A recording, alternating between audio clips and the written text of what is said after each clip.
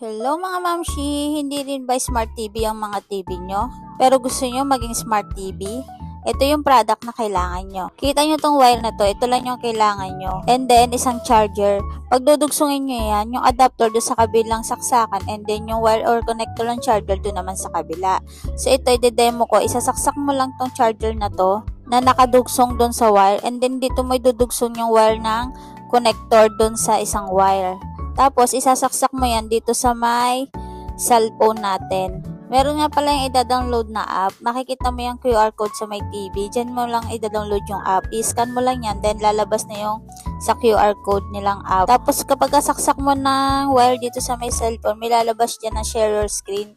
I-share nyo lang yon. And tada! Kung ano yung nasa cellphone nyo, yung makikita nyo sa my TV ninyo. Sobrang mura nga ng wire na to. Wala pa tong 300 pesos. I-check nyo lang dyan sa Yellow Basket or ilalagay ko dito sa may comment section. Ayan, diba? Sayang kasi yung TV natin kung di natin magagamit. So, ayan, click na yung Yellow Basket or dyan sa comment section kung gusto mo rin to. Check out ka na mga mamshi.